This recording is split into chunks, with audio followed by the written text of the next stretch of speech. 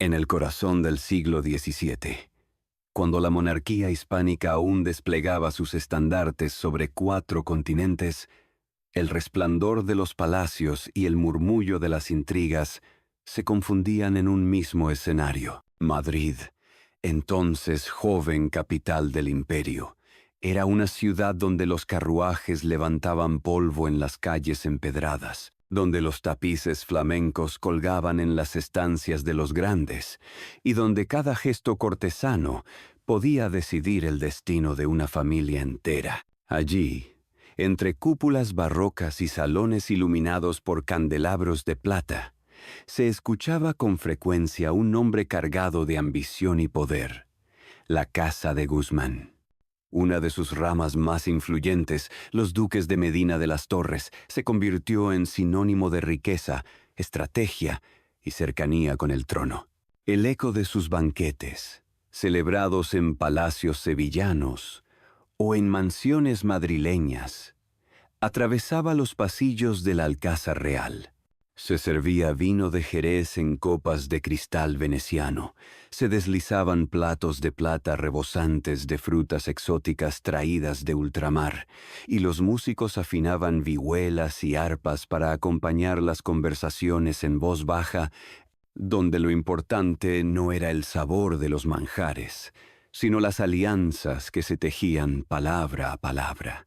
En el centro de esa red de poder brillaba la figura de Ramiro Núñez de Guzmán, primer duque de Medina de las Torres, yerno del todopoderoso conde-duque de Olivares, valido de Felipe IV. Su ascenso no fue casual.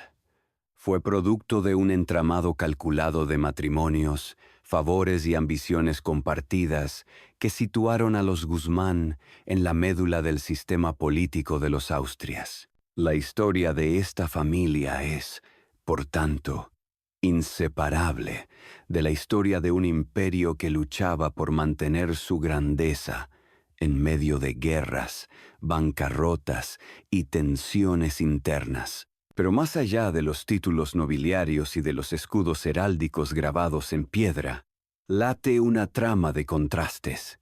El lujo y la decadencia, la fidelidad y la traición, el esplendor de los palacios y la sombra de los pasillos donde se conspiraba. El apellido Guzmán, ligado a la antigua nobleza castellana desde la Edad Media, se transformó en un símbolo de la capacidad de adaptación, de cómo una familia podía reinventarse para sobrevivir en la tempestad de los cambios dinásticos, pasando de los Austrias a los Borbones sin perder del todo su influencia.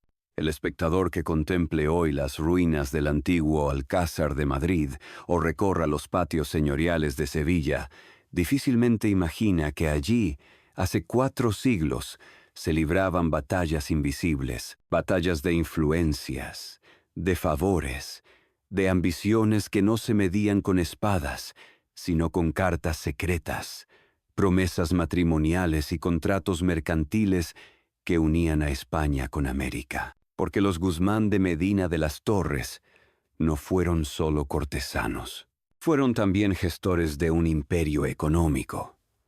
Su fortuna se alimentó del comercio con el Nuevo Mundo, de la plata que llegaba a Cádiz desde Potosí, de los tributos que cruzaban el Atlántico, de las rentas que fluían desde Italia y Flandes. Esa riqueza materializó palacios, capillas y patronazgos artísticos que aún hoy nos hablan de una época donde el lujo era, a la vez, afirmación de poder y máscara de fragilidad. Y sin embargo, bajo los frescos de techos dorados, bajo las miradas calculadas en los salones cortesanos, germinaban las semillas del conflicto. El matrimonio como herramienta política, la lealtad a un valido cuestionado, las luchas entre bandos nobiliarios, las bancarrotas del Estado. Todo ello conformaba un tablero donde cada movimiento podía elevar a una familia a la cima o arrastrarla a la ruina. La historia de los duques de Medina de las Torres no es solo la crónica de un linaje privilegiado, sino también un espejo de la España barroca, esplendorosa en apariencia, pero herida en sus entrañas por la corrupción, las guerras interminables y la fragilidad de un poder que parecía inmenso y, sin embargo, comenzaba a resquebrajarse. ¿Hasta dónde pudieron llegar las ambiciones de los Guzmán? ¿Qué secretos se escondieron tras las puertas cerradas de sus palacios? Y cómo una familia, tan cercana al corazón del poder imperial, terminó viendo tambalearse su legado. La respuesta nos conducirá a explorar sus raíces, sus alianzas y los silencios que marcaron su destino.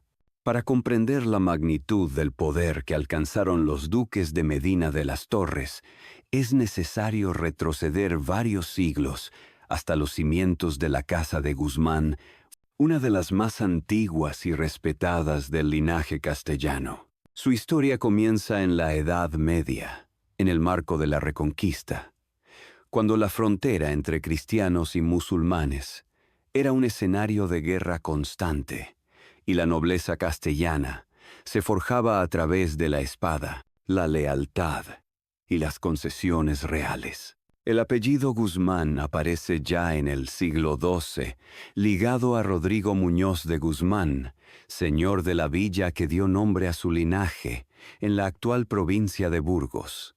A partir de él, los descendientes extendieron sus dominios por Castilla y León, construyendo una red de alianzas que con el tiempo se expandiría hacia Andalucía. Uno de los episodios más decisivos ocurrió tras la conquista cristiana de Sevilla en 1248, bajo el reinado de Fernando III. Fue entonces cuando la familia Guzmán consolidó su presencia en el sur, participando activamente en la repoblación y recibiendo tierras en las fértiles campiñas andaluzas. Entre los antepasados más célebres se encuentra Alonso Pérez de Guzmán, llamado Guzmán el Bueno, símbolo de lealtad y sacrificio, quien en 1294 defendió la plaza de Tarifa frente a las tropas musulmanas, negándose a entregar la ciudad, incluso cuando los sitiadores amenazaron con matar a su propio hijo. Este acto, recordado como uno de los hitos de la nobleza castellana, convirtió al apellido Guzmán en sinónimo de honor y fidelidad a la corona. Con el paso de los siglos, las ramas de la familia se multiplicaron, dando lugar a casas poderosas como la de los duques de Medina Sidonia, quienes llegaron a ser los mayores terratenientes de Andalucía y protagonistas de episodios cruciales como la fallida Armada Invencible en 1588. Dentro de este entramado nobiliario, la rama que más tarde daría origen a los duques de Medina de las Torres mantuvo su base de poder en Andalucía, pero supo estrechar lazos con la corte, integrando su linaje en el corazón mismo del aparato monárquico. La Sevilla del siglo XVI fue uno de los escenarios fundamentales en la consolidación de la fortuna familiar. Tras el descubrimiento de América y el establecimiento de la Casa de Contratación en 1503, la ciudad se convirtió en la puerta de entrada del comercio con el Nuevo Mundo. La plata de Potosí, el oro de Nueva Granada, el cacao y el tabaco de las Indias fluían por el Guadalquivir, y las familias nobles con capacidad para controlar rentas, concesiones y cargos administrativos acumularon riquezas inimaginables. Los Guzmán supieron aprovechar esta coyuntura. Sus alianzas matrimoniales con mercaderes y su cercanía con la corona les garantizaron privilegios en el acceso a cargos vinculados al comercio ultramarino. El salto decisivo hacia la cúspide se produjo en el siglo XVII, cuando la rama de los Medina de las Torres se vinculó estrechamente con el poder de los Austrias. El linaje encontró en Ramiro Núñez de Guzmán su figura central. Descendiente de una nobleza que combinaba tradición guerrera con ambición cortesana, supo tejer alianzas que lo elevaron desde el rango de conde hasta la dignidad de duque, gracias a su matrimonio con Ana de Guzmán y Zúñiga, heredera de importantes mayorazgos. Esta unión selló la continuidad de la fortuna familiar y consolidó su entrada en los círculos más cercanos al trono. La política matrimonial, en efecto, fue la estrategia más poderosa de los Guzmán. Cada enlace no era un acto privado, sino un movimiento calculado en el tablero del poder. Conectaron con familias como los Zúñiga, los Sandoval y sobre todo con los Olivares, la casa del famoso conde duque que ejerció como valido de Felipe IV. Este parentesco transformó a los Medina de las Torres en actores imprescindibles de la política imperial. En paralelo, la familia reforzó su prestigio a través del mecenazgo religioso y artístico. Capillas familiares en Sevilla, patronazgos en conventos y donaciones a órdenes religiosas servían tanto para asegurar la salvación espiritual como para exhibir la grandeza material del linaje. Las fachadas de sus palacios lucían escudos labrados en piedra, y las estancias interiores se engalanaban con tapices flamencos y retratos encargados a los pinceles de maestros locales. El linaje de los Guzmán, pues, no nació en la opulencia cortesana, sino que se forjó en la frontera bélica medieval, se consolidó en la repoblación andaluza y se enriqueció con la expansión americana. Cuando finalmente alcanzó su cenit con los Medina de las Torres, lo hizo cargado de siglos de tradición, de una memoria de fidelidad a la corona y de un instinto agudo para adaptarse a los vaivenes de la historia. Porque en la España barroca, donde la nobleza competía no solo por tierra sino por influencia en los pasillos del poder, la verdadera herencia de un apellido no eran las fincas ni los castillos, sino la capacidad de convertir el pasado en una carta de legitimidad frente al presente. Los cimientos estaban ya firmemente establecidos. Un linaje antiguo, una fortuna creciente y alianzas estratégicas con las familias más poderosas del reino. Lo que estaba por venir sería el despliegue de ese poder en su máxima expresión. La edad dorada de los Medina de las Torres, cuando su nombre resonó en la corte de Felipe IV y sus palacios se convirtieron en escenarios de lujo y conspiración. La verdadera irrupción de los duques de Medina de las Torres en la gran política del siglo XVII no se entiende sin la figura de Ramiro Núñez de Guzmán, primer duque y yerno del omnipotente conde duque de Olivares, valido de Felipe IV, con su matrimonio con María de Guzmán y Zúñiga, y más tarde con Ana de Guzmán y Zúñiga. Ramiro consolidó el mayorazgo familiar y obtuvo un lugar privilegiado en la maquinaria del poder de los Austrias. Madrid, en aquellos años, era el epicentro de un imperio que se extendía desde Nápoles hasta México, desde Milán hasta Manila. Allí, en los pasillos del Alcázar Real, Ramiro Núñez de Guzmán se convirtió en un rostro habitual, participando en consejos, audiencias y ceremonias que marcaban el ritmo de la monarquía. Su cercanía con Olivares lo situó en el corazón mismo de la política imperial, y su título de duque de Medina de las Torres lo consagró como uno de los grandes de España. El ascenso político se tradujo también en esplendor material. Los Guzmán levantaron y adquirieron palacios en Sevilla y en Madrid, con fachadas barrocas y patios de mármol, donde las fuentes murmuraban entre naranjos, y los salones se engalanaban con artesonados, dorados y cuadros de escuelas italianas y flamencas. En Sevilla, la antigua capital del comercio con América, la familia consolidó su prestigio como mecenas de conventos y cofradías, dejando huellas que aún hoy pueden rastrearse en capillas y palacios. Los banquetes, ofrecidos por los Medina de las Torres, eran auténticos espectáculos de poder. En las mesas cubiertas con manteles de damasco, se servían carnes de caza, pescados frescos del Guadalquivir y frutas exóticas llegadas en galeones desde Veracruz y Cartagena de Indias. Las copas se llenaban de vino de Jerez y Málaga, mientras músicos con arpas y vihuelas acompañaban la velada. Pero lo importante no era el festín en sí, sino la red de alianzas políticas que se tejía en torno a la mesa.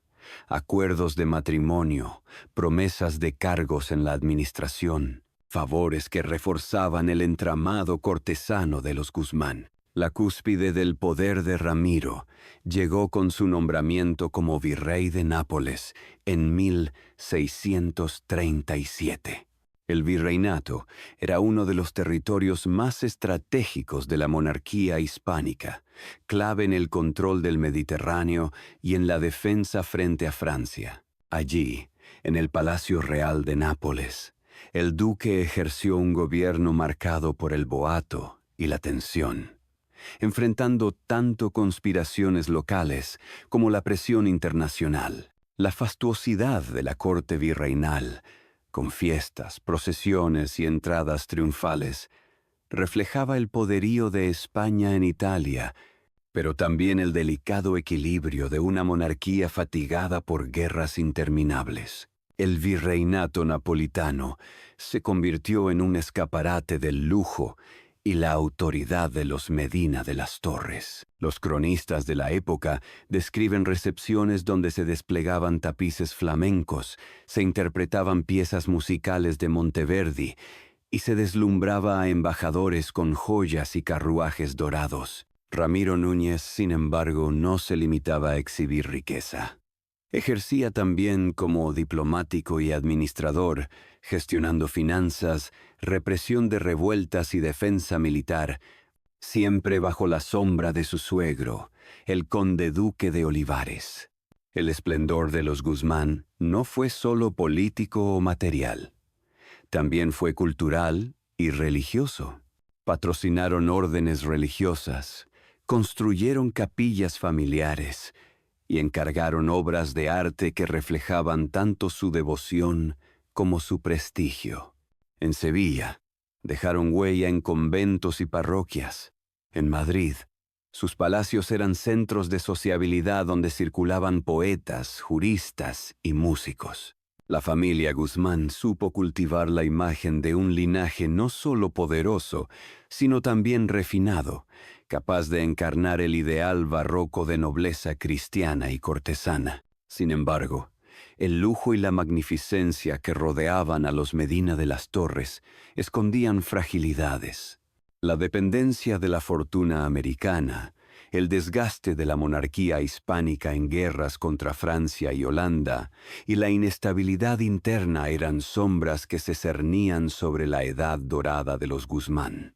El mismo virreinato de Nápoles, aunque brillante en su boato, fue escenario de tensiones y conspiraciones que anticipaban conflictos mayores. Durante estas décadas, el apellido Guzmán resonaba en los rincones más altos de la política imperial. Eran duques, grandes de España, virreyes en Italia, patronos en Sevilla y protagonistas en Madrid. El barroco español, con su teatralidad y su contradicción, encontraba en ellos un reflejo perfecto: ostentación y fragilidad, esplendor y amenaza, poder absoluto y peligro inminente. Porque mientras los Medina de las Torres gozaban de su apogeo, el mundo que habían ayudado a dominar comenzaba a resquebrajarse. Las bancarrotas de la corona, las derrotas militares y los enemigos en la corte sembraban las semillas de un futuro incierto. El cenit había llegado. Lo que estaba por comenzar era la lenta revelación de su lado oscuro, donde las intrigas cortesanas, las rivalidades y los escándalos pondrían a prueba la solidez de su legado. El resplandor de los Medina de las Torres, tan visible en los banquetes cortesanos y en el boato del virreinato napolitano, escondía un trasfondo turbulento, como ocurre en tantas dinastías poderosas. El esplendor se sostuvo sobre un delicado equilibrio de lealtades, favores y ambiciones, y bastaba una grieta en ese entramado para que la grandeza se transformara en vulnerabilidad. El primer gran conflicto que marcaría el destino de los Medina de las Torres fue la caída del conde duque de Olivares en 1643. Valido todopoderoso de Felipe IV, durante más de 2 décadas, Olivares había sostenido a su yerno Ramiro Núñez de Guzmán en la cúspide del poder. Pero el desgaste de las guerras contra Francia, las rebeliones en Cataluña y Portugal y la bancarrota de la monarquía provocaron su destitución. Con la caída del suegro, el duque de Medina de las Torres perdió al protector que lo había sostenido en los círculos más altos de la corte. Aunque Ramiro intentó mantener su posición, la hostilidad de los enemigos de Olivares lo rodeó de sospechas. Se cuestionaban sus decisiones como virrey de Nápoles. Se criticaban sus gastos y su ostentación, y se extendieron rumores de corrupción y abusos de poder. En un ambiente donde los rivales políticos buscaban venganzas, el apellido Guzmán quedó marcado por la asociación con un valido caído en desgracia. El virreinato de Nápoles fue otro foco de conflictos. Durante su mandato, Ramiro tuvo que enfrentarse a conspiraciones locales y a tensiones entre facciones nobiliarias italianas. Aunque logró mantener el control con firmeza, la represión dejó heridas. El resentimiento de algunos sectores se tradujo en denuncias enviadas a Madrid, donde los adversarios del conde duque aprovecharon cualquier pretexto para minar la reputación de su yerno. En el ámbito familiar, los Guzmán tampoco estuvieron libres de disputas. Las alianzas matrimoniales, que tanto habían servido como escalera de ascenso, también generaron conflictos de herencia y tensiones internas. La acumulación de títulos y mayorazgos en torno a la figura de Ramiro y sus descendientes provocó enfrentamientos con ramas colaterales y con otras familias emparentadas que reclamaban derechos sobre tierras, gentes u cargos. El lujo visible en palacios y conventos contrastaba con las querellas judiciales y los pleitos interminables que desgastaban a la familia. Pero quizá el mayor enemigo de los Medina de las Torres fue la desconfianza general hacia la alta nobleza en una España cada vez más empobrecida. Mientras la monarquía se veía obligada a decretar bancarrotas, aumentar impuestos y afrontar rebeliones, el pueblo y parte de la nobleza menor contemplaban con recelo el lujo de familias como los Guzmán. La imagen de un linaje enriquecido con la plata americana y protegido por favores cortesanos se volvió un arma contra ellos en la opinión de la época. Ramiro Núñez de Guzmán, aunque mantuvo su título y su dignidad de grande de España, nunca recuperó la plenitud de poder que había gozado en los años de gloria de Olivares. Los últimos años de su vida estuvieron marcados por un retiro relativo, lejos de las posiciones de influencia decisiva. Su figura, otrora símbolo de ambición y esplendor, se convirtió en ejemplo de la fragilidad del poder cuando éste depende demasiado de la fortuna de un hombre, en su caso, su suegro. Los conflictos no se limitaron a su tiempo. Las generaciones posteriores de Medina de las Torres heredaron tanto los títulos como las dificultades. Con la llegada de los Borbones a principios del siglo XVIII, tras la Guerra de Sucesión Española, muchas casas nobiliarias tuvieron que reacomodar sus lealtades. Los Guzmán, que habían estado ligados al sistema de los Austrias, sufrieron un reajuste. Aunque lograron conservar parte de su patrimonio y estatus, ya no ocuparon el lugar central que habían tenido en el siglo XVII. Las intrigas cortesanas, las enemistades con otros linajes y el cambio de dinastía revelaron la cara más oscura de su historia. La dependencia del favor real, la vulnerabilidad frente a los enemigos políticos y la inevitable erosión del poder cuando éste no se sustenta en bases más sólidas que los matrimonios estratégicos o la cercanía aún válido. El brillo de los Medina de las Torres se había visto empañado. La misma familia que había paseado su esplendor por los palacios de Sevilla, Madrid y Nápoles, comenzaba a experimentar la fragilidad del poder, una fragilidad que pronto se transformaría en decadencia, porque tras los conflictos y las intrigas, no tardaría en llegar el tiempo de la caída y el declive, cuando las herencias fragmentadas, las crisis económicas y el avance de una nueva realidad política terminarían por reducir el papel de los Guzmán a un eco del pasado.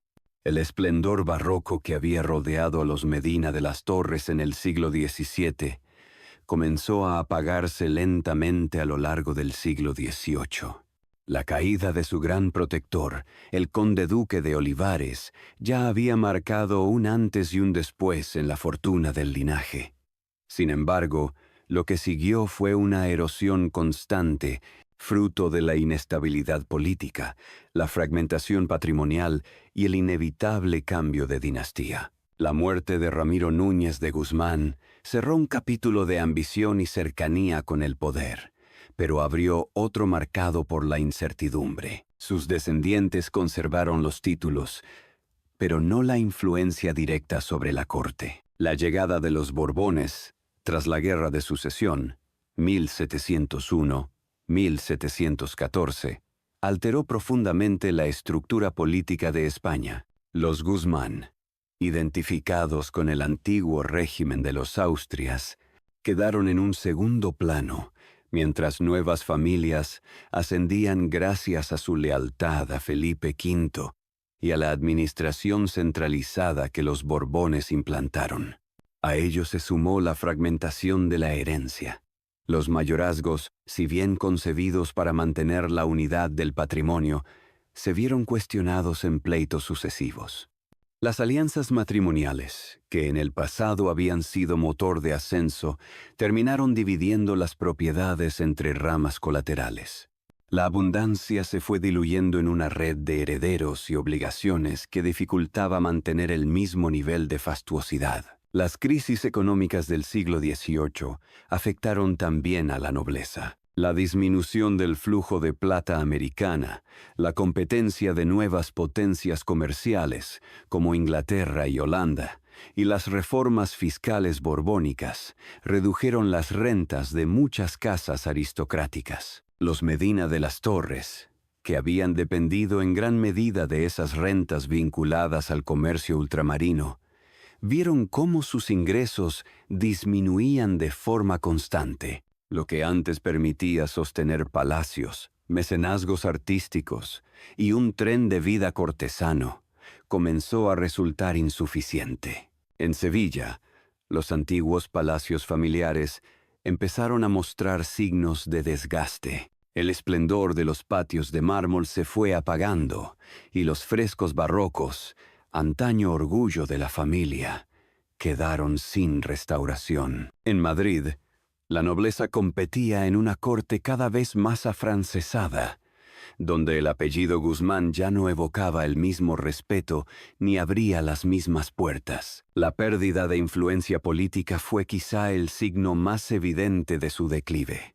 Los duques de Medina de las Torres ya no ocupaban cargos virreinales, ni puestos de primer rango en el gobierno. Su papel quedó reducido al de nobles honoríficos, presentes en ceremonias y procesiones, pero ausentes en las decisiones que marcaban el rumbo del reino. Su cercanía al poder imperial se transformó en un recuerdo, en una sombra del pasado que apenas resonaba en los archivos de la corte. La situación se agravó en el siglo XIX, cuando España atravesó una cadena de convulsiones.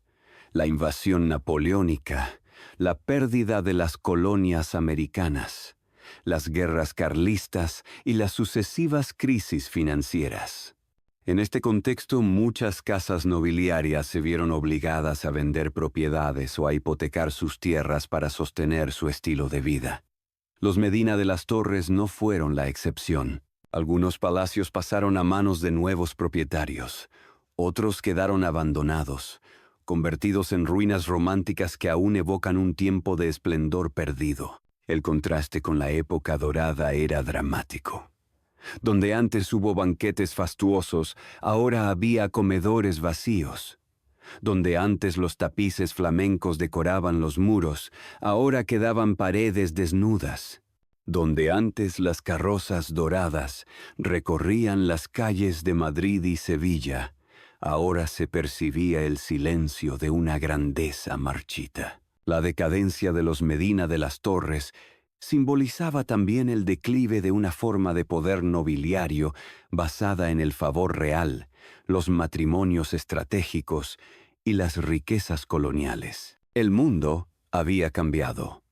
Las guerras, las revoluciones y la modernidad habían transformado la estructura social de España. Lo que en el siglo XVII había sido un apellido resonante, en el XIX era ya un vestigio de otro tiempo. La historia de su caída no fue un derrumbe súbito, sino un proceso lento, casi silencioso, como la llama de un candelabro que se consume poco a poco hasta apagarse.